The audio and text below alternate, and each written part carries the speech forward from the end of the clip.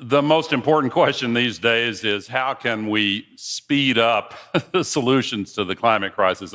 I'm convinced we are going to solve the climate crisis. We've got this, but the question remains, will we solve it in time? Others have said we're kind of in a race.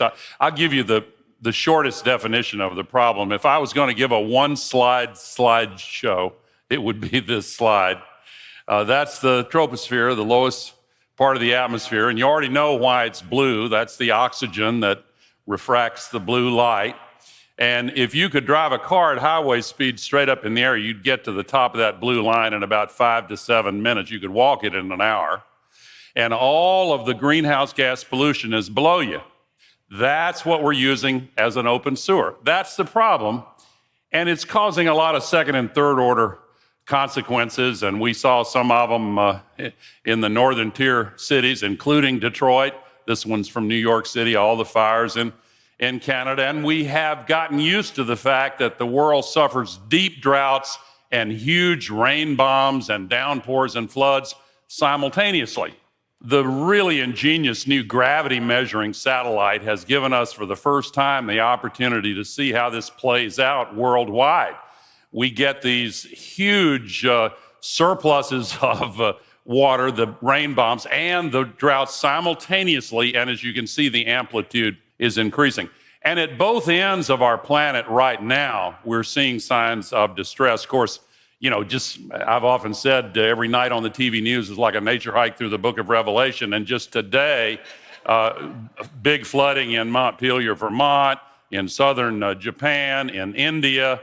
And I haven't done a complete scan, but every single day it's like that.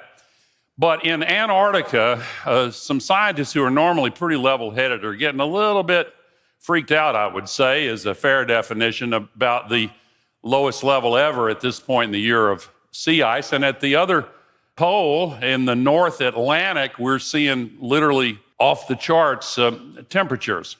So obviously, the crisis has to be addressed. And the good news is, as others have often said, we are seeing tremendous progress. And it starts with the Inflation Reduction Act here in the United States. President Biden, the Congress, they have passed the biggest climate legislation in all of history. And it's said to be $369 billion, but the heavy lifting's done by tax credits, and most of them are open-ended. And the early applications already show it's going to be well over $1 trillion, maybe $1.2 trillion. So this is really good news. And 1 month after that passed, Australia changed its government and started changing its laws, and it's now a pro-climate nation. A month after that, Brazil did the same thing. New president, new policies protecting the Amazon.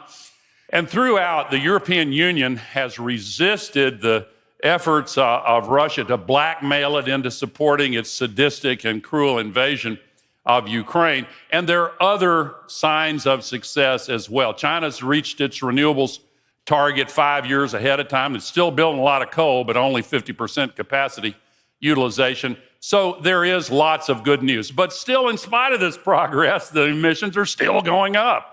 And the crisis is still getting worse faster than we are deploying the solutions. So maybe it's time to look at the obstacles that are standing in our way. I'm going to focus on two of them this afternoon. First of all, the unrelenting opposition from the fossil fuel industry. A lot of people think they're on side and trying to help, but let me tell you, and the activists will all tell you this, every piece of legislation, whether it's at the municipal level, the regional or provincial level, the national level, or the international level, they're in there with their lobbyists and with their fixers and with their revolving door colleagues, doing everything they can to slow down progress. So speeding up progress means doing something about this. They have used fraud on a massive scale.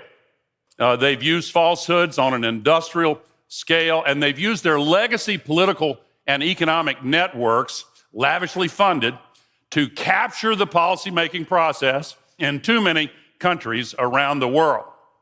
And the Secretary General said The fossil fuel industry is the polluted heart of the climate crisis. Now, that's not to say that the men and women who've worked in fossil fuel for the last century and a half are not due our gratitude. They are. And they didn't cause this. But for decades now, the companies have had the evidence, they know the truth, and they consciously decided to lie to publics all around the world in order to calm down the political momentum for doing something about it so they could make more money. It's simple as that. And now they have brazenly seized control of the COP process, especially this year's COP in Dubai in the United Arab Emirates. And concern has been building about this for quite some time. I remember when there were so many fossil fuel delegates in Madrid, but by the time we got to Glasgow a year and a half ago, the delegates from the fossil fuel companies made up a larger group than the largest national delegation. And why? Why? Because they're helping? They're not helping. They're trying to stop progress. And last year in Egypt, they had more delegates than the combined delegations of the 10 most affected countries by climate. And now, this year's host, which is a petrostate, has appointed the president of COP28 in spite of the fact that he has a blatant conflict of interest. He's the CEO of the Abu Dhabi National Oil Company, owned by Abu Dhabi. Their emissions are larger than those of ExxonMobil, and they have no credible plan whatsoever to reduce them. So this is the person in charge of the COP. He's a nice guy. He's a smart guy. But a conflict of interest is a conflict of interest. And a matter of fact, they have a plan now to have a new increase in their emissions. Their plan is to increase the production of both oil and gas by as much as 50% by 2030, which is the same time frame when the world is trying to reduce emissions by 50% by 2030. And the same person has been put in charge of both of those efforts. Direct conflict of interest. I think it's time to say, wait a minute, do you take us for fools? Do you think you can just completely remove the disguise and we won't notice? The fossil fuel industry has captured this process and is slowing it down, and we need to do something about it. Now, they plan to increase their emissions.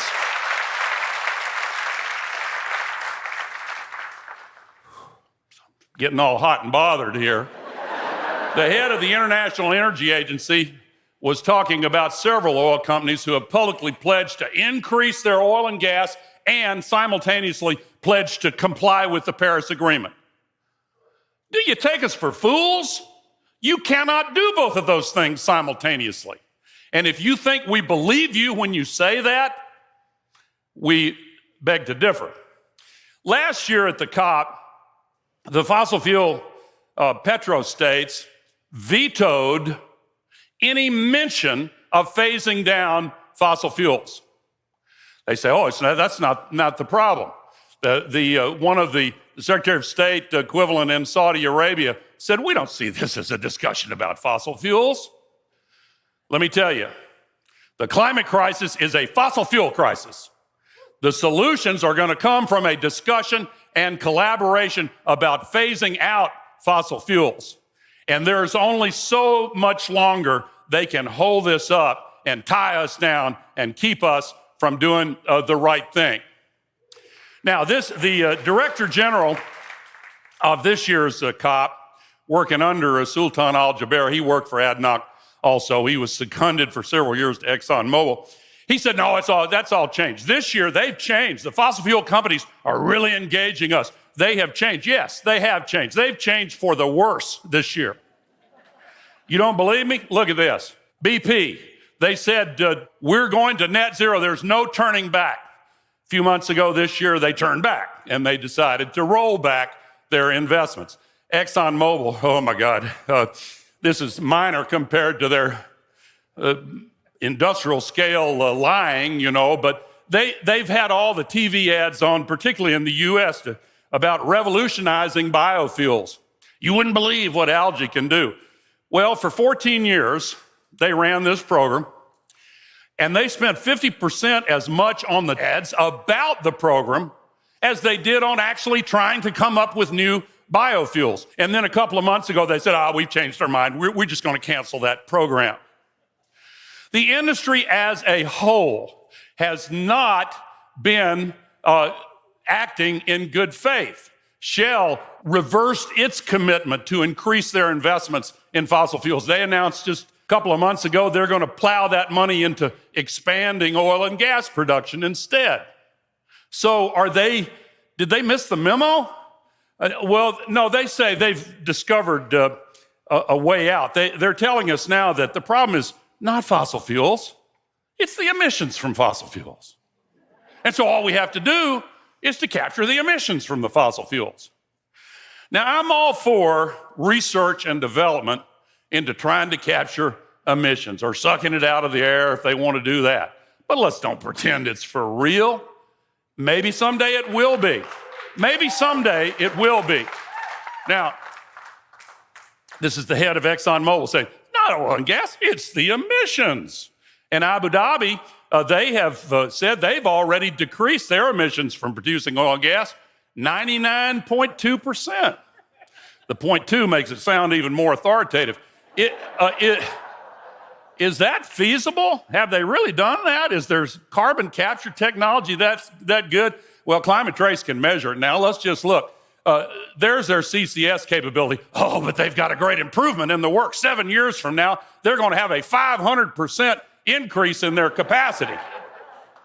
But here are the emissions from oil and gas production alone, and here are the emissions of greenhouse gases from Abu Dhabi, from the UAE. Now, the pathetic little sliver there, compared to the reality, again, do they think we don't see what they're doing, don't understand what they're doing? A lot of people maybe just want to look away from it. Pretty ironic here in this country, you know, the coal-burning utilities have been given a new mandate this year by the EPA. You got to clean up your act. Now, you can keep on burning coal and you can keep on producing electricity with it if you use carbon capture and sequestration. Well, they scream bloody murder. Another story about it this morning. But they say, that technology, that's not feasible. It's not technically feasible, not economically feasible. So they need to get their story straight, in my opinion. So the technology of CCS has been around for a long time, 50 years. And we get used to technologies automatically getting cheaper and better, you know, with the computer chips and the cell phones and all that. Well, University of Oxford did a whole study, and some fast, some come down and cause fast, some slow. A few are in a category called non-improving technologies. And that's where carbon capture and storage is. 50 years, not any price decline. Well, could we get a breakthrough in spite of that? Maybe. We're throwing a lot of money at it. We had to do that to get the compromise that passed the IRA, and we ought to continue the research. But again, let's don't pretend that it's here. It's not here now. And to use it as an excuse, now they've got another one now. It's called direct air capture. These are giant vacuum cleaners that use an awful lot of energy. It's technically feasible, but it's extremely expensive, and it also uses so much energy, but it is tremendously useful. You know what it's used for? The CEO of one of the largest oil companies in the U.S. told us what it's useful for. It's useful to give them an excuse for not ever stopping oil. A few months later, she said, this gives us, this new technology, a license to continue operating. Some people call that a moral hazard. For them, the moral hazard is not a bug, it's a feature, as the old saying goes. And so let's just look at this. Is state of the art. Looks pretty impressive, doesn't it? This is the backside of one of these machines. I had the same thought. Now, they're improving this. They're improving this, and the new model, 7 years from now, each of these machines is going to be able to capture 27 seconds worth of annual emissions. Woo! That gives them a license to continue producing more and more oil and gas, or so they claim. Well, they also say, the experts, that in order to be economically feasible, it has to come in at $100 a ton or less. The leading company says that 27 years from now, it may come down below 3 times that amount.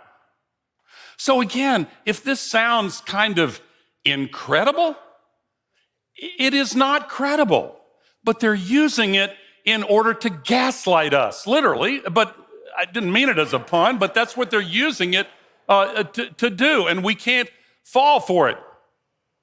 The biggest obstacle to direct air capture is probably physics, and what I mean by that, they've explained this to me. CO2 makes up 0.035% of the air, so we're going to vacuum the other 99.96% to get that little bit out. Come on, really? Come on. This is, and it doesn't even pretend to catch the methane or the soot or the mercury or the particulate pollution that kills 9 million people a year around the world. And that's why the climate justice advocates are so down on this kind of nonsense. They say, here's one of them says, look, we need to fight climate change, but don't do it by pretending to do it and continue dumping all this pollution on the frontline communities that are downwind from the smokestacks. And that's why they have not ever really liked the carbon capture. And what about all the energy that's needed? Is it going to come from more fossil fuels?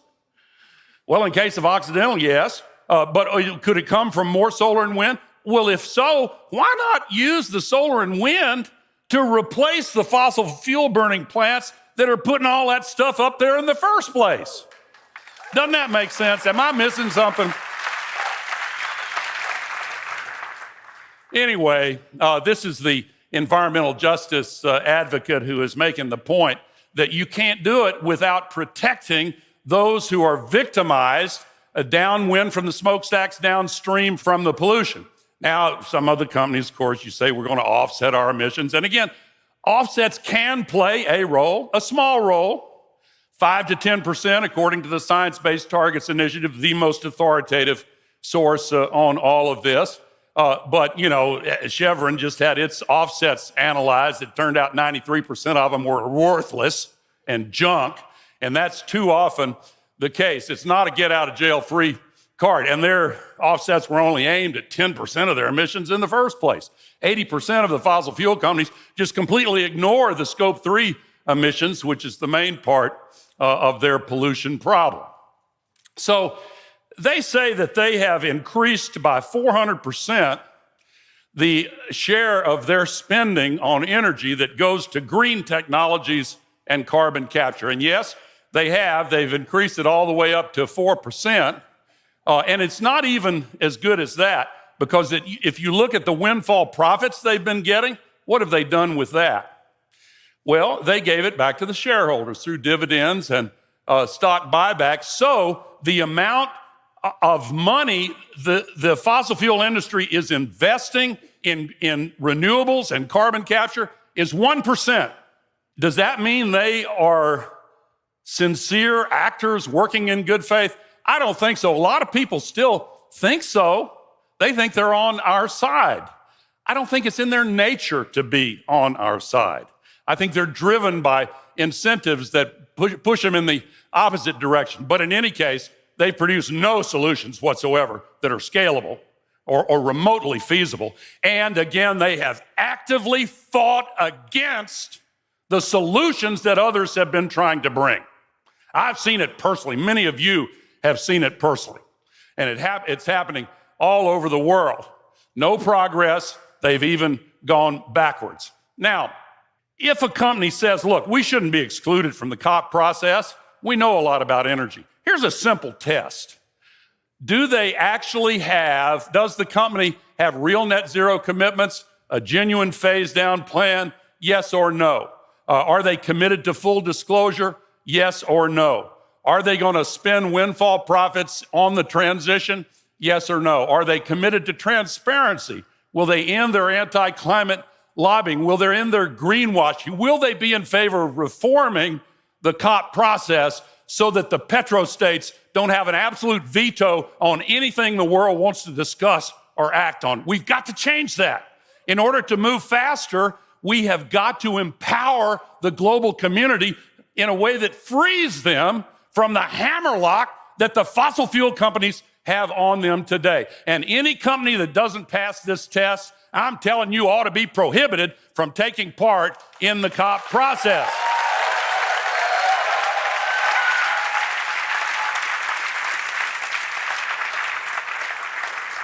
What about the company that's led by the president of this year's COP, the Abu Dhabi National Oil Company? Well, it's rated one of the least responsible of all the oil and gas companies. It no longer even releases information on any of its emissions, has no transition plan, no short or midterm targets, scores a pathetic 3 on 100 scale on their transition plans, and the nation's plan is rated highly insufficient. They just put out a new one. It's still insufficient. So that's the first obstacle. Second one's a lot clearer. This one has to be removed in order to get to the faster solutions. But in order to remove it, we've got to do something about the second obstacle, and that is the financial system, the global allocation of capital, and the subsidies for fossil fuels. Governments last year around the world subsidized with taxpayer money more than $1 trillion subsidizing fossil fuels. That's 5 times larger than the amount in 2020. Are we going in the right direction or the wrong direction? Well, there are a lot of good things I'll show you, but this has to stop. And the 60 largest global banks have put $5.5 trillion extra dollars into the fossil fuel companies since the Paris Agreement.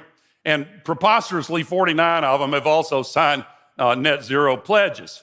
So global allocation of capital, the borrowing of private capital is ruled out for many developing countries. Nigeria has to pay an interest rate 7 times higher than Europe or the US. Political risk, corruption risk, currency risk, offtake risk, it's rule of law risk. That's why the World Bank and the other multilateral development banks are supposed to take those top layers of risk off. And that's why we need reform in the World Bank. Thank goodness so many fought to get a new head of the World Bank, and I'm very excited about his progress. Now, when these obstacles are removed, we can really accelerate progress. There'll still be problems, of course, but we have everything we need and proven deployment models to reduce emissions 50% in the next 7 years.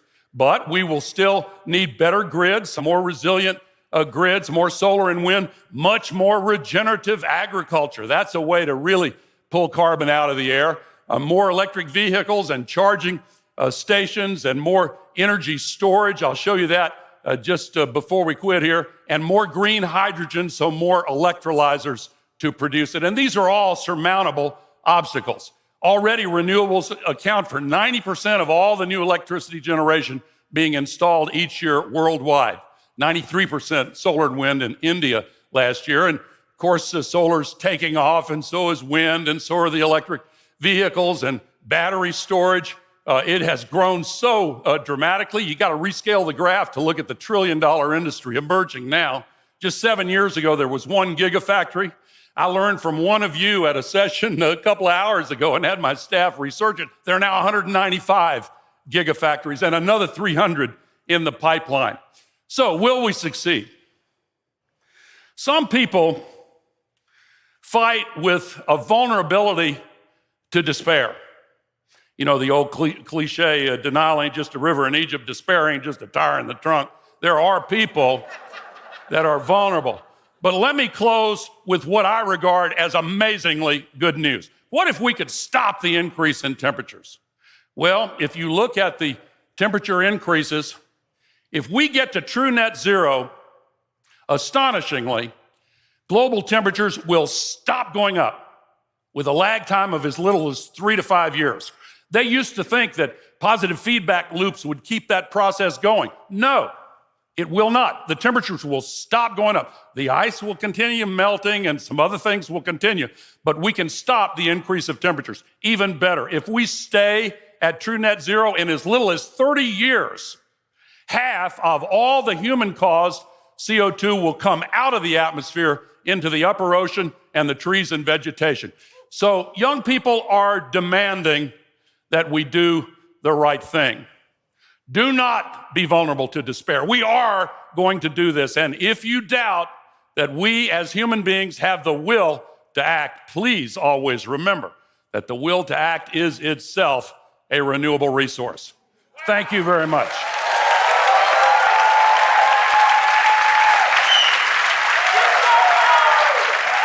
Thank you.